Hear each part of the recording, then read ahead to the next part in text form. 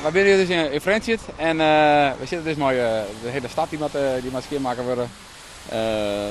We spuiten de hele streep nog. Volgende probleem weer dus het gas, waardoor met gas kun je net spuiten. En er zit natuurlijk al je hondenstroom zit erin en dat maakt eruit. Nou ja, dan gaan we nooit denken van hoe doe je dat. Dus we kwamen bij de poepzuiger terug. En nou ja, het resultaat, het gaat hartstikke mooi.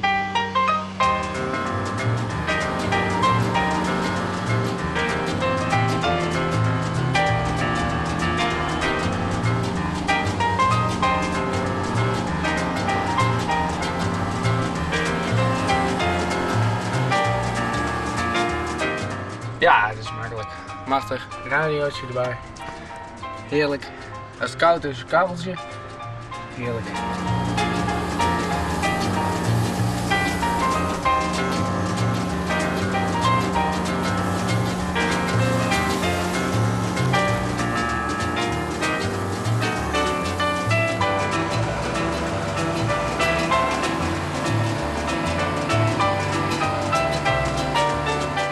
De hele dag al.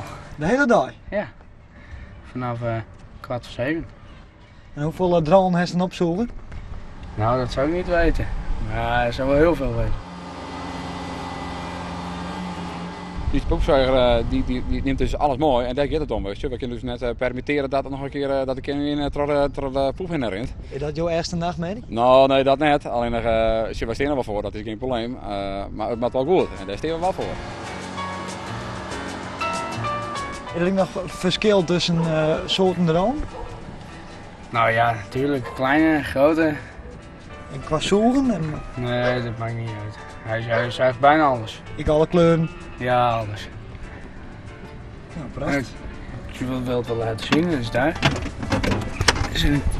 Is een klep, kun je alles zien. En dat heb ik opgezuigd vandaag.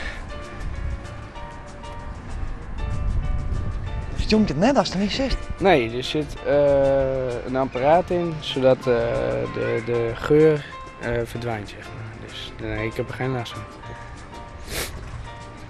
En ja, hoe valt zulks in de kroeg als je een poepzoever bent?